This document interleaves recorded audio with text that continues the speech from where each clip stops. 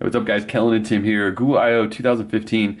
We've got Nexus 6 and Nexus 5 in front of us, both running the brand new Android M developer preview. And so we just want to walk you guys through some of the new stuff we're noticing already. There's probably going to be more over time that we're going to find, but this is sort of the upfront stuff you'll notice right away. So we're going to go Nexus 6 just because it's a little bit bigger and you guys can see this easier. There's some changes to the lock screen. Well, at least one minor change. You can see down here there's now a voice icon instead of the dialer icon. So you still have your unlock button and your camera shortcut, but instead of quick launching the dialer, you can quick launch voice searches and stuff like that. So Google clearly moving you out of making phone calls there. As far as we know, that's mostly what's new in terms of lock screen. So we'll jump past that. When you get into your sort of home screen though, things do just sort of change a little bit here and there. Like you'll notice when you open your app drawer, it's no longer horizontal scrolling.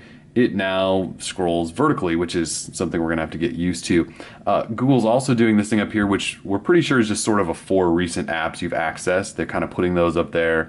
And then there's obviously search up here. So if you're searching for Chrome or something like that, you can sort of reduce, especially if you have a ton of apps. And you've got letters over here that sort of show you where you are, and obviously apps are grouped in there. So it's just a little bit different take there being vertical now. I'm not sure why they switched off of horizontal. Another thing, if we long press here and get into our widgets, this has changed as well. So now you can really see the apps you're working with.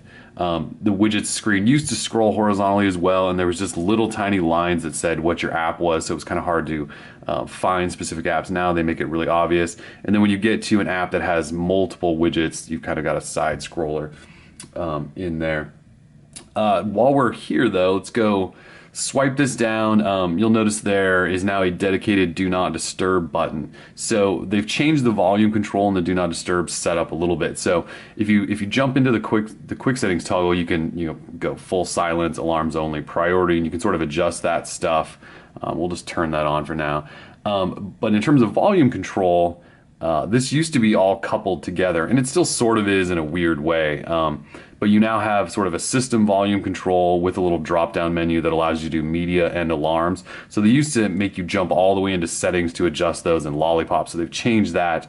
But if I go back into do not disturb, and I'll just put that on again. And so if you have a do not disturb on and you decide you want to end it, you don't have to go in there. You can just adjust your volume.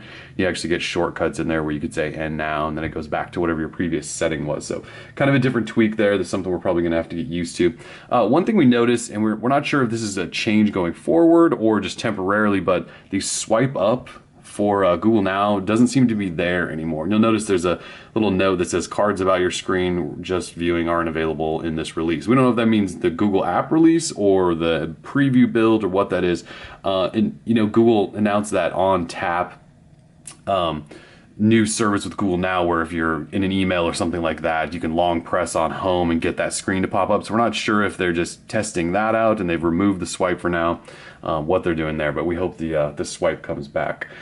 If we jump into settings, you'll notice some things have changed in here. So if we go into the app manager, you've got all your list of apps here, and you no longer have all those different pages for apps that are running, downloaded apps and all that stuff. It just groups everything all in one. And then if you jump into an app now, you actually get a lot more detail in here. So you obviously have disable and force stop, or that would be uninstall if it wasn't a system app.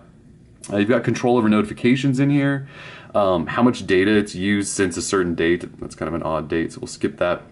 It'll even show you how much battery this particular app has used since your last full charge, which could come in handy. You can clear your defaults and things like that as well.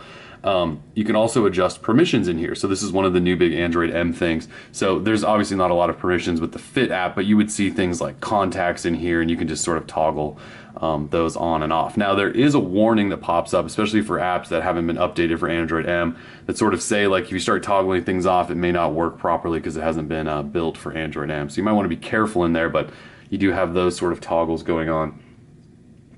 If we jump back out here and go back to settings. So another new thing we noticed almost right away is if you enable your developer options, and you guys know how to do that by tapping on the build number a bunch, you'll notice there's this new theme option. So you actually have a light, dark, or an automatic theme, and it's really just a settings change. So it changes the settings into a dark versus white. So apparently a lot of people weren't all that happy with the bright white lollipop settings. So they've given you an option to go dark. if you want. And then there's an automatic setting, and we've tried to get that to switch between white and light and dark depending on our situation. We haven't gotten to work yet, but it may or may not be a thing. The other thing we're noticing in here is the Show System UI Tuner, and if you enable it and back up one, you'll notice right below About Phone you now have the System UI Tuner thing. And if you jump in here, there's a quick settings option, and essentially it gives you control over all of your quick settings toggles. So you can actually drag things around or rearrange them. You can add new tiles, and you can even grab them and drop them into delete. Now, I was playing with this on the Nexus 5 and removed some stuff and tried to add it back, and I think I broke things. So you may want to be really careful in here. It's probably some sort of alpha feature that we're not supposed to use yet. But you can see quick settings is listed, but it could be one of those things where they just continue to grow that and let you sort of customize the way Android sort of looks and works, which is kind of cool. Final thing then, there's obviously going to be a lot more, but this is just sort of the stuff we're seeing now. But the final thing is Easter egg. So if we tap on the Android version, you do get the M for Android M, and then you can tap on that a little bit. It doesn't do much, but if you long press on it, the Easter egg is the sort of shruggy guy.